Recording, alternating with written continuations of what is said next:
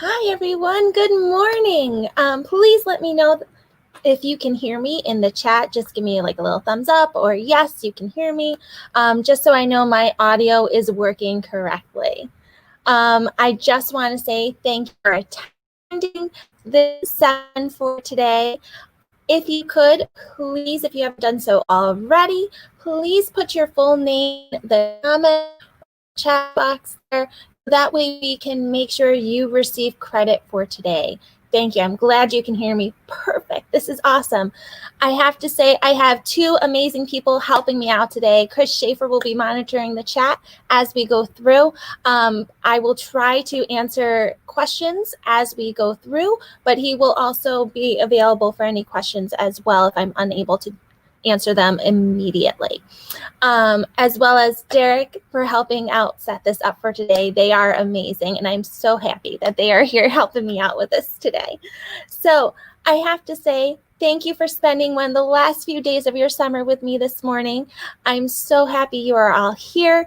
I know we're getting anxious for the school year to start, so I'm hoping some of the strategies and tools I show you today will assist you with a little bit of comfort level as you move forward for the new school year.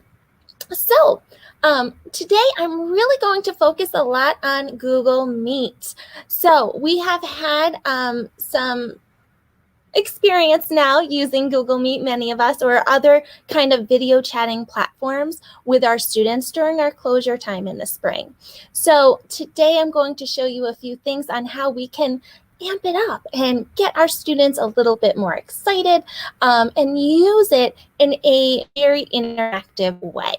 So first and foremost, in the chat box, I'd love for you to share with everyone what is your experience with Google Meet. Whether you are just getting started using it, you only used it a little bit for meetings maybe, or one-on-one sessions with your students. But let's get an idea of how are you using it in the springtime, or even if you were teaching summer school, what are some things that you did as you were working with your students using Google Meet? And if you have no experience with it, that's perfectly fine too. But we all learn from each other. So some of the things I may show you today might be new. Some of it you already know, which is great. But we all have different ideas and different ways of communicating with our students. So definitely let us know how you are using it, or even how to plan to use it with your students this year. Okay, so Jody, thank you. You did use it for a little bit of meetings with your school, weekly meetings with your school district. Yeah, we had a lot of our faculty members holding meetings that way, department level meetings that way.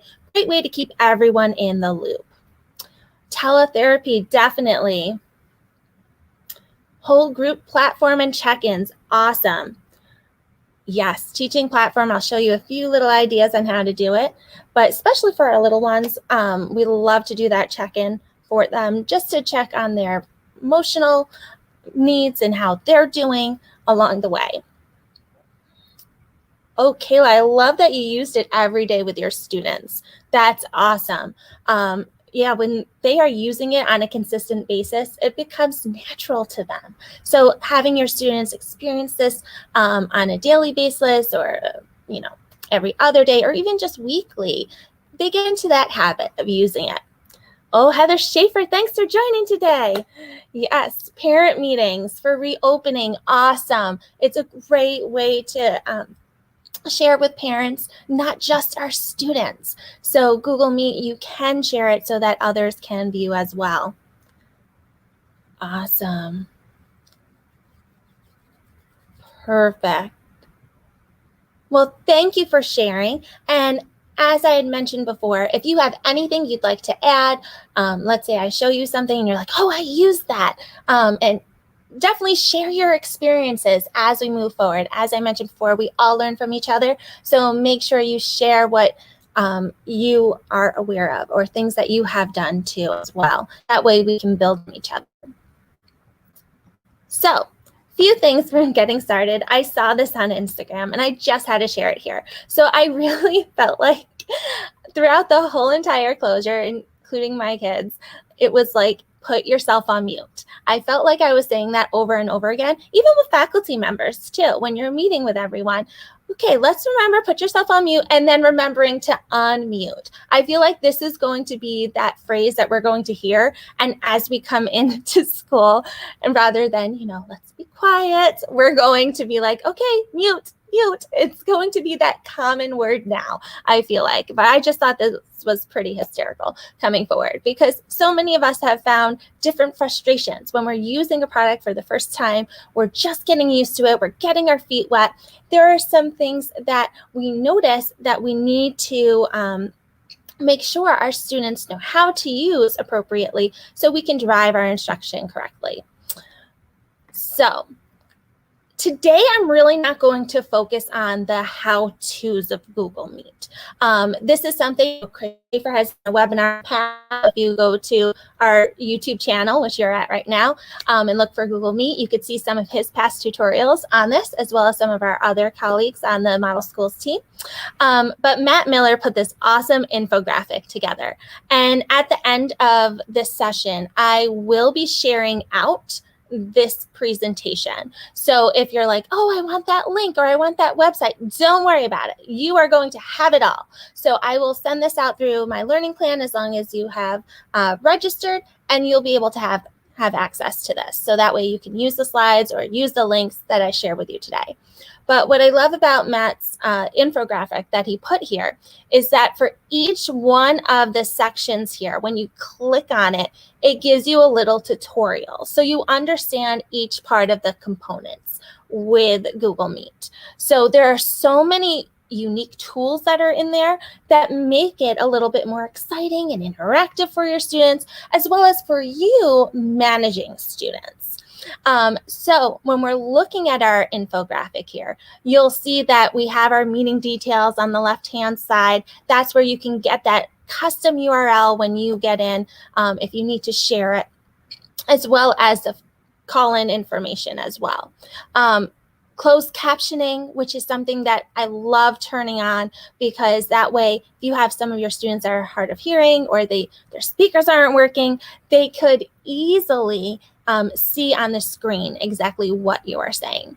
Of course, the present now, that's a great way for you to share your screen or even have your students share your screen. Google Meet does have a recording option, so that if we need to record any of our sessions that we have, we can certainly record it and then it saves. I have used this quite a few times when meeting with my staff members, so that this way they have something to refer back to on the topics that we have discussed. We also have change of layout, so that this way we have our students being able to see exactly, or even you see students either in a tile format or a spotlight view, depending upon what you need to be looking at. And of course, we have additional settings, and up at the top, you can always go and view your attendance list. So all of your participants for the meet, that's where you can mute them, you can remove them if they're not supposed to be there, as well as even your chat box feature too. So there's wonderful features built right in, and Matt does a fabulous job of explaining how to go to each of those components and how to use them effectively. So Google announced that they are coming out with so many new features, and there are some things that you have to keep in mind with this. During our closure in the springtime, Google was amazing and opened up what was called the enterprise version of Google Meet, which allowed for us to have additional tools like the recording option, as well as I think it's like the 250 seat maximum for participants. Those have been opened up. This kind of expires at the end of September 30th for those options.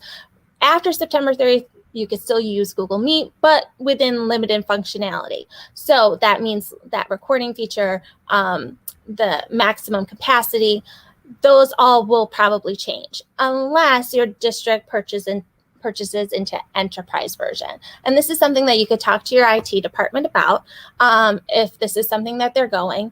But I just want to put that disclaimer out there. So if you're like, oh, I saw Allison's webinar and she had mentioned these features are rolling out, how come I don't see it?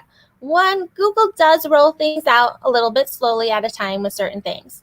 But at the same time, you have to have a specific version. So all of our districts, we do have Google G Suite for Education. So that gives us a whole bunch of new features on top of it. But we are limited if we do not purchase an enterprise version, which is an additional add-on. So just to let you know, some of those new features that are coming out are those moderator features. And Google did a great job listening to teachers and to educators throughout the closure, so that they started to add on features that we were requesting. So anytime that you see that little question mark that says, you know, ask for or make a request, put it in. Google listens, because they are trying to make this as easy as possible for educators out there. So some of the new features that they'll have, such as making sure that you can end the meeting, disable the chat, because sometimes, you know, it can get a little out of hand depending upon how you set things up with your students. You can put on restrictions for presenting, as well as manage people coming in all at once, because usually when you set up a meeting now, you can allow people to come in, or your students to come in. In September, we're hoping to have up to 49 people that we can see in a tiled view. So in the past, it's been about like 16 that you could see, a little less in that tile view. But now we're going to have even more. So we are Brady bunching it up and making sure we can see all our students at once. They're also going to be embedding a collaborative whiteboard. So they're bringing Jamboard directly into this, and I'll highlight that a little bit in this. And then later this year, they will be bringing in some Q&A, as well as hand raising, which is awesome to bring in. And then later on, they will be bringing in the attendance tracker, as well as breakout rooms, and even the background. And those are some of the things that will be in the enterprise version. So just keep that in mind, that some of these features, yes, they are coming, but if we're not in that enterprise version, you may not have access to it. Okay, but still, Google Meet is fabulous to use regardless. And some of the strategies that I'm going to share with you today kind of are a little hack.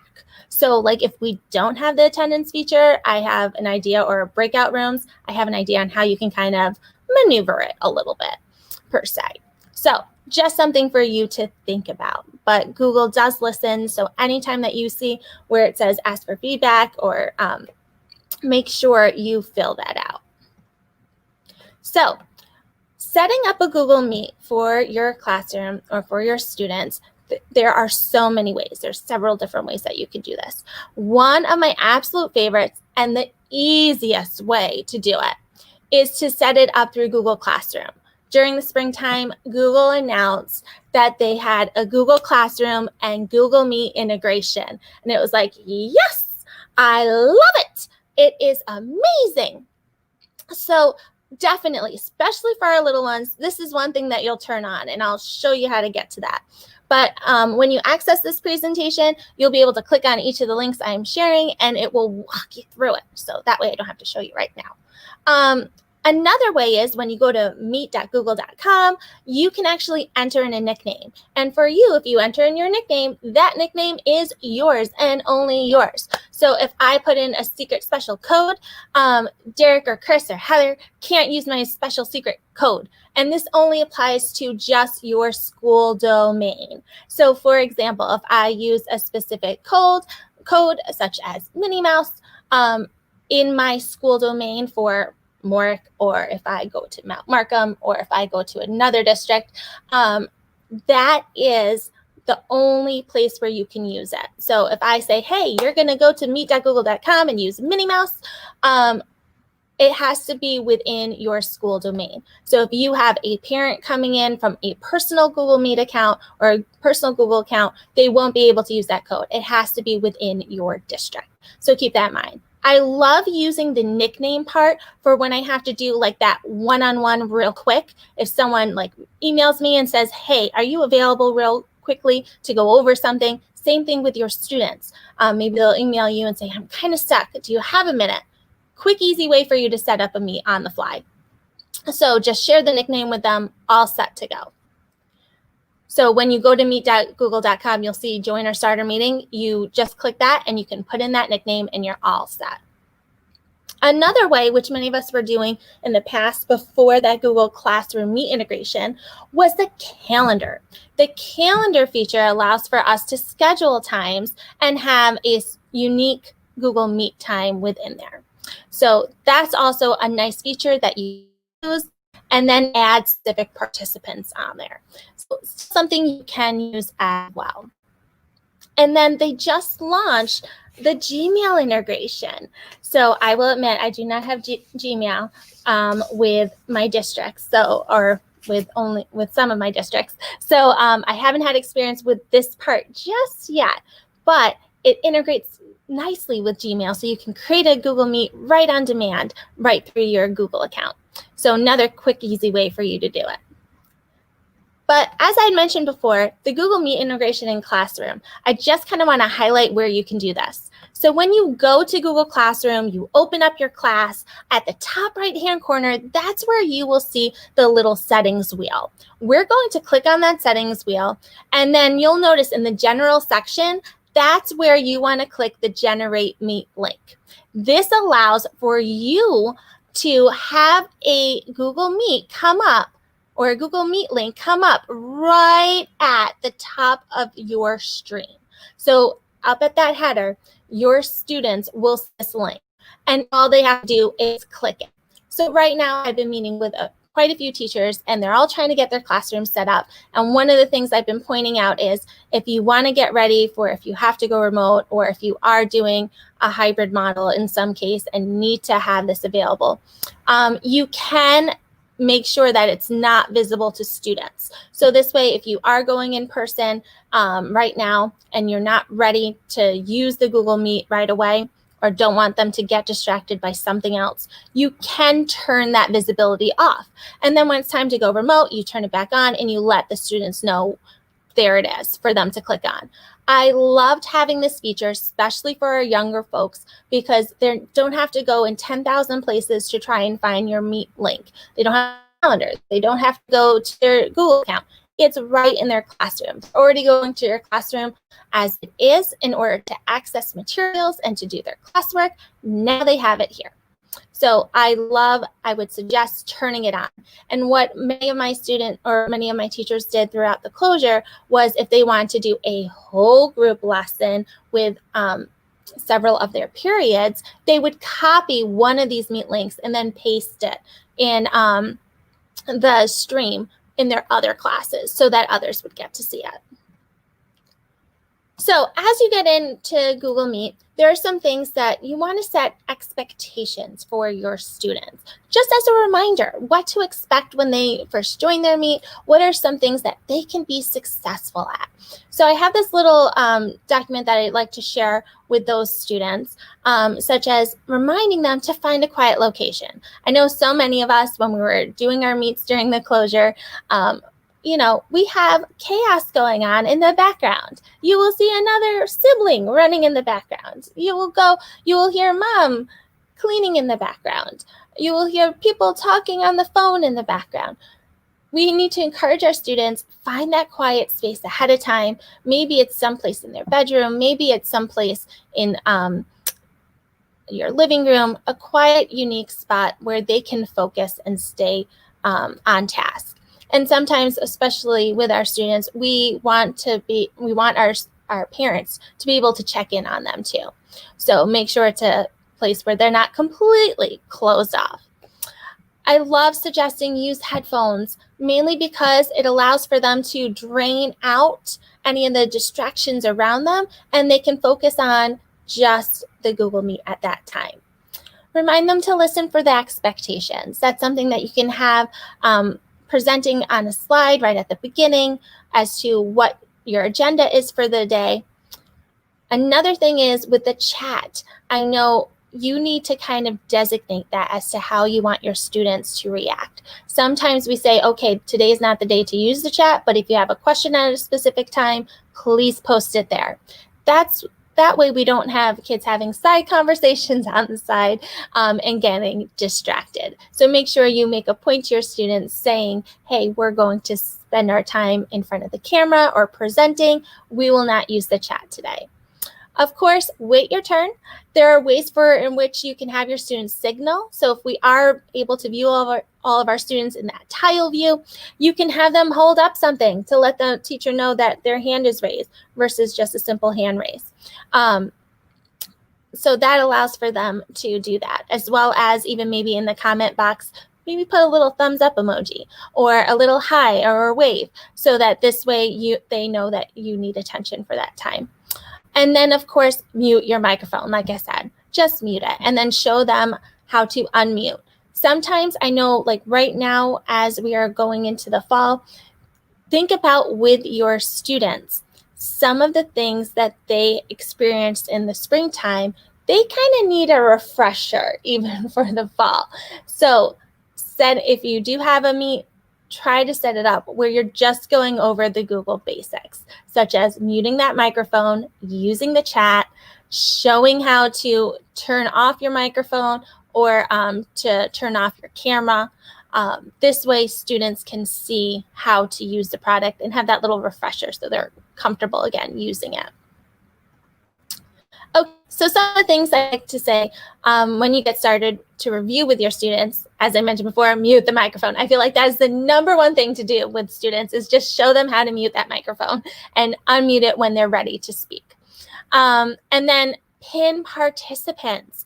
This is one thing that I highly suggest for you to use. So when you're in a Google Meet, you can actually pin a specific presenter. So for your students, if you're doing like a group conversation, it makes sense for your students to have everyone in that tiled view.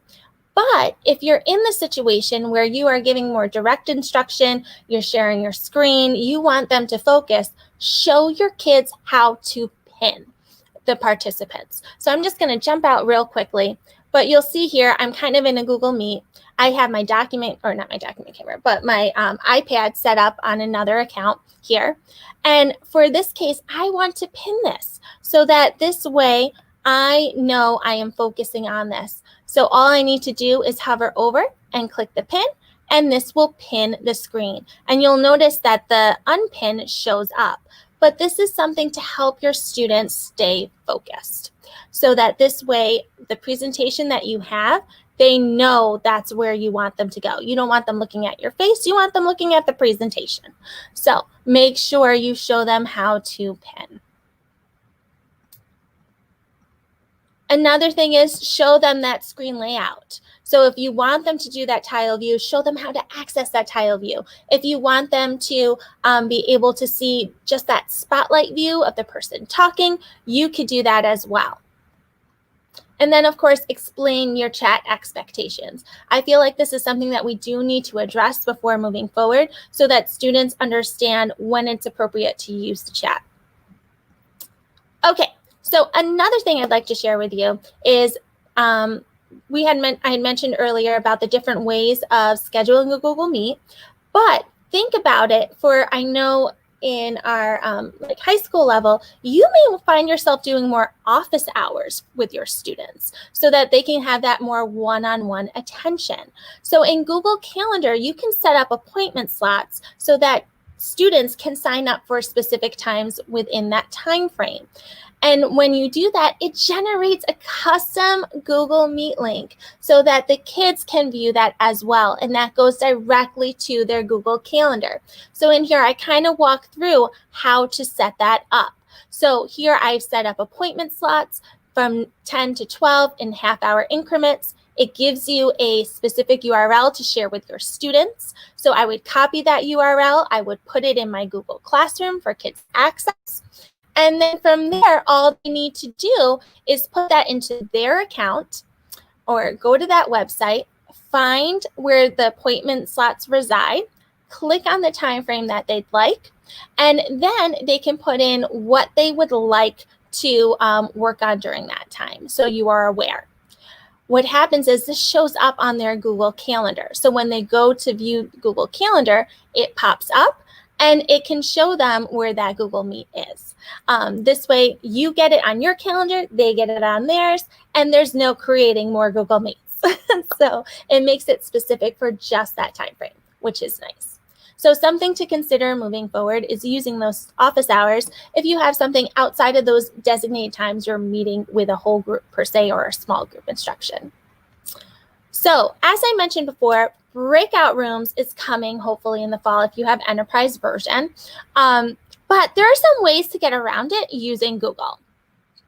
So one thing I know, I saw this, if anyone watches or follows the blog Engage Your Minds, she put out this amazing post about breakout rooms. And I feel like sometimes whenever we do breakout rooms, everyone just sits there awkward and they're not sure, like, yes, you have a task, but not everyone knows what to do, or should they participate? Do they feel a little shy about it? So we need to start thinking about how can we make it so that our students aren't like that too. So how can we get them more interactive in that? And they're not just like, yeah, no one's talking. We're not doing anything. We're just chilling here for 5 minutes. How can we make it a more productive experience? So I love how Teresa Wills put this out. She has a great website and it's listed here at the bottom. Wonderful templates for like math and things like that that you may need. But I love how she has manipulated the whole breakout process. So for this, think about if you're doing 2 students at a time, think about having them meet for 2 minutes and have some really low-stake questions. So just a nice little time to interact with a peer, basically. And then as you get into larger groups, so think about if you're having 4 students, maybe 4 minutes in a group, and then a lower level task as well. But if you get into 5, then you're going to have like a longer, lengthier time, and then a higher level question that you could be asking during this time. So something for you to consider if you are breaking students out into the rooms for this. And I will show you a hack for it too until we get that available. But as an activity that you can do in your Google Meet during this time, have some form where the students can show their work, whether it's they're filling out a Google Doc to answer a question collaboratively, whether it's they're working on a slides presentation together. They need to show kind of what their thought process was and guide them through it, and have it so that they have it visible in some way, shape, or form, so that they could even share it out to the whole class after they meet in their breakouts. So here, Sarah put together this awesome idea for adding in different partners. They put in their names, they have different tasks for each thing, and they work collaboratively on this Google slide together. So this is something that they could work on together on there. So when we're doing breakout rooms, I love this kind of format that I forgot where I got it from. When you click on it, you'll go to his site, but he has a great structure where what you're going to do is create, here we go, let's just go right here.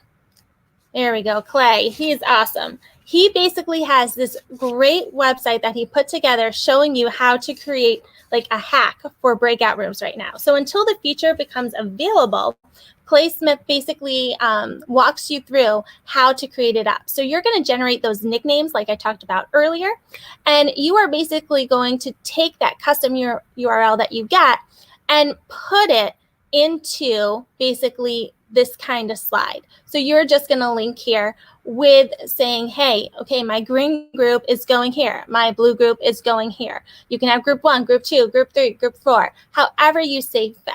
And you can access this. This way, you as a teacher can jump in and out of each of those meets as you're moving forward. And Katie, I do see your comment about monitor breakout rooms. I'm assuming when that feature becomes available, you will be able to monitor it. So if you've used Zoom or some other products in the past, you can jump into the different breakout rooms. I would assume Google would do the same thing. What I'm showing you here is if you want to have all of them up at the same time, be a little chaotic, but you could technically jump in to each one if you need to.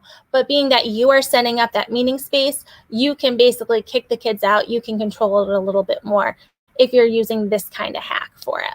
So basically, you would have segmented groups ahead of time, create your Google Meets ahead of time, and link it here and share it in your classroom so that this way they can go to each one that they are assigned to. You can even put in the student's name so they know exactly where they need to go. And I will admit, it is something you do want to monitor and be able to check in, make sure they're working on things, make sure they're being appropriate. It is something to think about on there. Okay, so another thing I wanted to share with you is in Google Meet, we can kind of use some of our strategies that we use in the classroom, in the physical classroom, online. So there is this awesome idea called Spiderweb Discussion. It was created by Alexis Wiggins. And basically, she designed this whole process so that it helps students develop critical thinking, collaboration, problem solving, and evaluation strategies. So basically, what the teacher does is they give out a discussion type of question. Okay, so you can a list of questions, it could be guided questions, and typically when you're doing this in a classroom, you have all your students sitting in a big circle, and you mark off where they're sitting. So when they are in here, as the conversation starts, the teacher monitors when the student starts, who starts to speak next, and so forth and so on. So you can kind of see the web that it creates as the kids are bouncing from one another. So during the discussion, or before it even starts, you give the students a rubric. What's the expectation? Is it something where you want to make sure that they are participating? Are they including certain elements of a story? The whole 9 yards. It could go crazy. But you want to have a rubric. You also need to have a designated time frame. So like they typically recommend for elementary about 10 minutes to do this, and then for upper grades about 30 minutes that you could do it. And I would say start small when you're doing this in an online environment so that this way it's a little bit easier to see what's going on. So then you will share the web with your students so you could see what's going on. And in this, I have linked, or maybe I didn't. Okay, I gotta fix that. So I will make sure the link's in there, but it links out to a great website that shows you and breaks it down how to use the Spiderweb Discussion. So basically how you, it gives you examples of different rubrics that you can add in and to share with your students, as well as all these little trackings. So some of them use, if they are on, they are giving an insightful meaning, if they are using structured vocabulary, and you start to make notes on here. This is something that you could do on paper and then share with the students, show it up, or you can do it digitally. So in this case, I have for you this little Google drawing where you can put in the student's name, and obviously in the online environment, they're not going to be like this. So, but this way you can kind of see where it's going. Either way, but on the Google drawing here, if I go to my line format and go to scribble, I can now say this person goes here, and then this one starts talking, and it bounces back and goes to this person, and then there, and back and forth.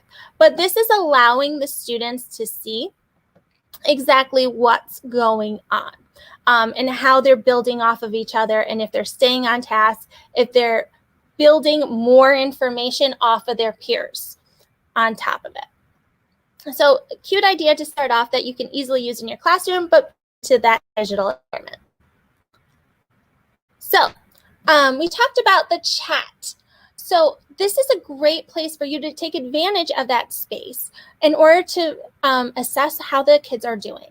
So it's a great way for them to answer their responses, or even to answer or to ask questions. Put it in the chat box so that everyone can see. And as you notice, as some people are asking questions, I have friends in here that are responding back. So this is a great way to build that community. They can build off of each other again. They have the ability to work with one another. It's also a great way to check for understanding. Have them put in the thumbs up or the thumbs down if they don't get it. What kid doesn't love using emojis? So incorporate that in there. In that chat feature, they can add in the emojis and be able to put it in there. What I've done in the past is I actually put the thumbs up and the thumbs down symbol in the chat first, so that this way kids can copy and paste it into the comments later on. So it makes it a little bit easier for them, and they're not searching where to find an emoji. But it does come up automatically on your, if you're on a tablet or a smartphone. Okay, another thing, share your screen. We have this feature. It's free when you're in the education version or enterprise. Use it. This is a great place. As you can see, I'm sharing my screen. You can see my presentation. You can see my face. You can see the presentation at the same time as we are guiding through. So this, once again, brings that focus so that, one, you can be on task. You know exactly what you're going through. But also, it allows for our students to stay focused in just this area. Okay, so as I had said before, share that screen so that this way students, when you share it, have them pin it so that this way your presentation is front and center the whole entire time. This way they don't have to worry about getting distracted with other ideas. So make sure you share. And what's great about Google is that you can, or Google Meet, is that you can share your whole desktop. You can just share a window. So what I like to do is I take my window out into one area so that this way I only have my presentation in one window and share that one window. So one, I don't get distracted, and two, it allows for the students to see just that presentation and nothing else. And you can always change this as you move forward. So if you decide you're going to jump around on your computer to different applications or anything like that to show off, you can always stop sharing and then reshare again, doing whole screen. So it's up to you. But also, before I get into that, make sure you have the students share too. This is a feature to show them. This way, if you are doing small group work, and you're having those kids break out into different rooms and they need to fill out a document, have them present their screen to go over. So if they made something that is between just their group mates, they can share it with the whole class during that time and share about it. They're working on their presentation skills and articulation, and they're getting that piece in there as well that they could have in the classroom. Before your meet, always be prepared. So what I like to do, and you probably notice when jumping out, pin your tabs. Pin your tabs really helps. And what I mean by that is you'll notice up here in the top left-hand corner, I have these little icons. I pin them so I can't accidentally delete them, because how many times do you present something and then it goes away, you're not sure where it went, you can't delete it. So all I do to pin it is right click on top and then select pin tab. And then if you need to unpin, you right click it and then unpin. Super easy to use, but show your students how to do this, because if they are presenting, have them pin their presentation or the document that they are sharing. Have them pin those resources ahead of time so that this way it's all right there and you don't accidentally delete things on top of it. And also think about splitting your windows, which I will get into now. So split screen can be a savior, and it's pretty much available on almost any device that you may have, whether it's a Chromebook or even a laptop or a desktop. You should be able to split your screen in some capacity, or even use two monitors. Like today I have two monitors. But what I love is that this teacher kind of highlights how you can split your screen on a Chromebook. And shortcuts are my jam, because it makes it easy for you to hit a shortcut real quickly versus clicking and dragging or going other places. But in this little video, it guides you through how to actually split the screen so you can have your presentation on one side and see your students on the other. Because that's one thing, one of the downfalls right now with Google Meet is that it's very difficult when you're presenting, unless you have two monitors or splitting your screen, to see your students as you are presenting. So this will allow you to present like maybe that one window, and then on the other side, you can still see all your kids. So this way you can monitor faces. You can see how everyone's doing, but also on the left-hand side, go through your presentation at the same time, and it's visible to everyone as well. So this is a great video for you to watch. Now, what I love during the closure, it made us all be very crafty and creative. And when we're at home, sometimes we don't have everything accessible to us that we would possibly in the classroom. So in this case, think about joining your Google Meet with a second device. So in this case, this teacher basically created like a document camera so that the students can see her writing out a problem or working on a component. Think about those manipulatives that you need to do, or to basically show something that's physical in your environment that just can't be shown like putting it up to the camera, in a sense.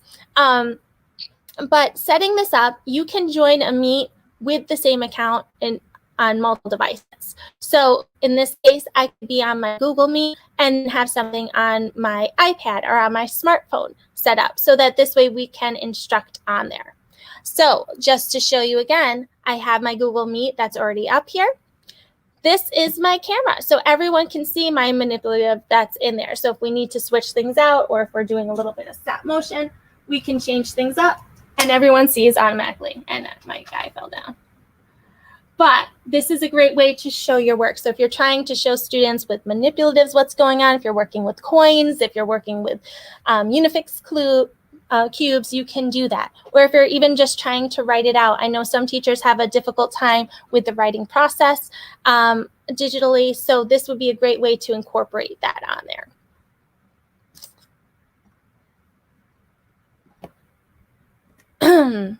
Now, whiteboards can be an amazing tool for you to use during this time. Not only just so you can annotate and just show different things, but also a way for your students to work collaboratively too while they're on a Google Meet. So one of my favorites to use is Jamboard. So if you were to go to Jamboard, this is like a little white basically. You can set this up however you wish. But for example, here I have a little to-do list in the background here. So we're trying to do a management for our students. They could add in little sticky notes on the left and add to it. So we would share this with our students in Google Classroom, and they could use this in order, like if they're doing breakouts, or if you're saying, you know, these two students need to fill out the information on slide number 2 or on frame number 2, so forth and so on. But they can add in all different kinds of media. So on the web version here, students can add in a graphic organizer, they can draw, they can highlight, they can add a circle, whatever you need to do. There's so many things that you can add on here, and even text on top of it. And of course, the kids love the laser, so if we are doing presentations together on here, this is a way to do that. But you could see, you could even change your background. So if you need to go in and show students how to basically measure on here, or to write, they can do that as well. My favorite thing is you can put in pictures. And then in this case, as they have a thought, they can go in and they can highlight the areas that they may need, so that this way they can show exactly what areas they are focusing on, or the important or the theme that they need to think about. So in this case, they're thinking about tough questions. So what are some things within here that they're finding difficult to understand? And then of course, just labeling different things along the way too.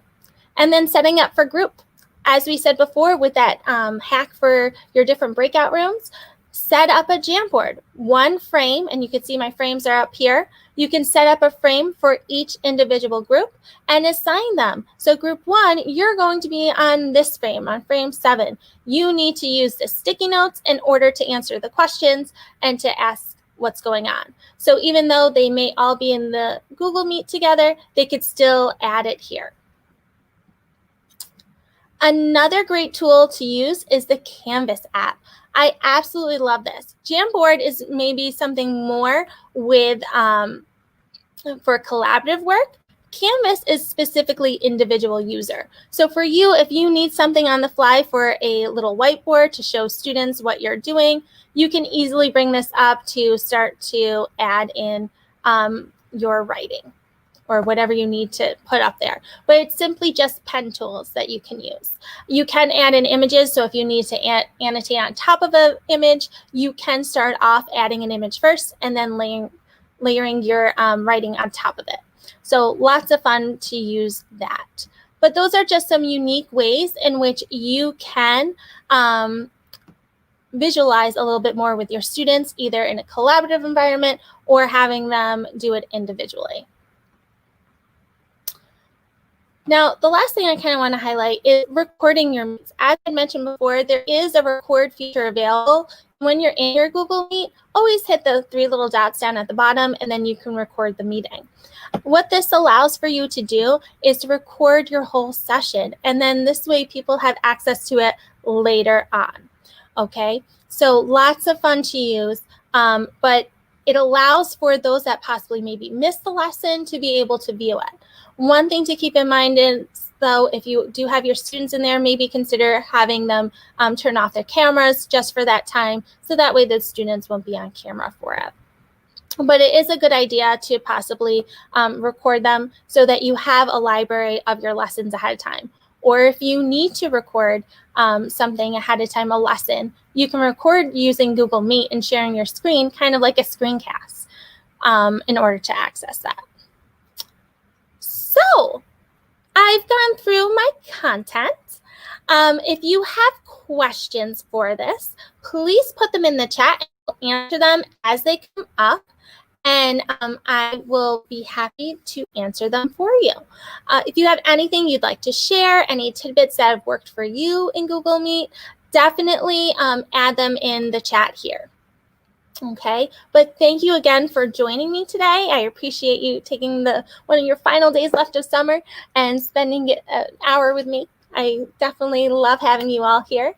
So if you could just leave any comments that you may have in the comments field. And you can reach out to me on Twitter or even my email after today if you have any questions.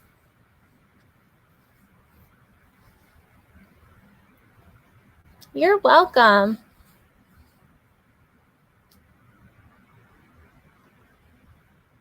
So Canvas, that Canvas app is free.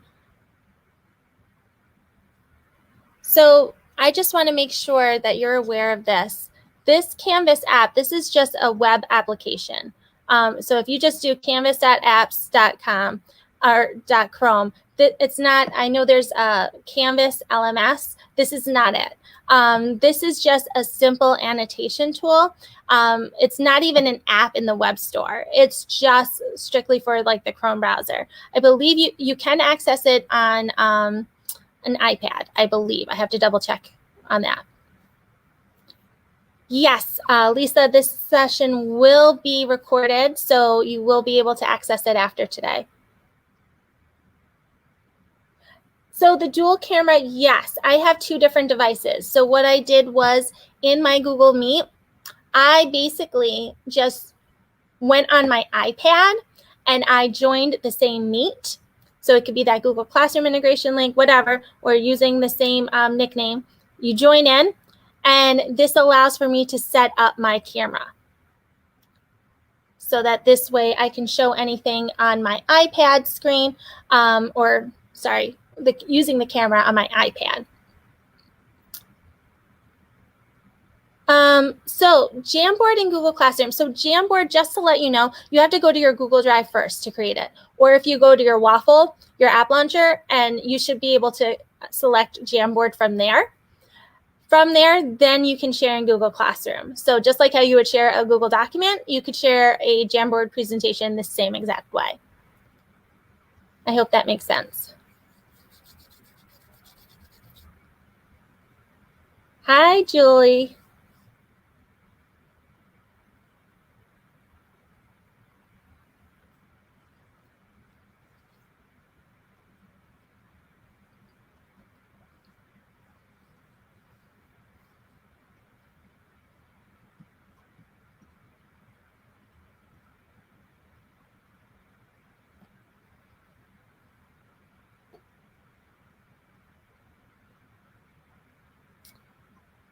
there are any other questions, definitely let me know in the comments. I think there's a little bit of a lag coming through.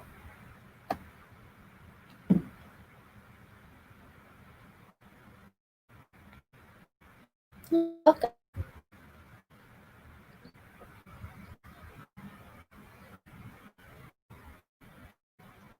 And like I said, I'll share this presentation in my learning plan after this.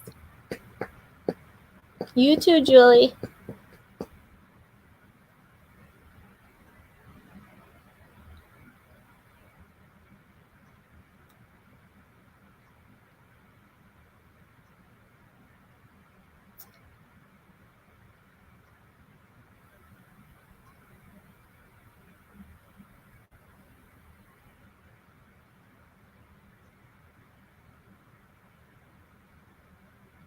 Yes, Stacy. I believe they will have it available on the MORC library after today, or on the YouTube channel.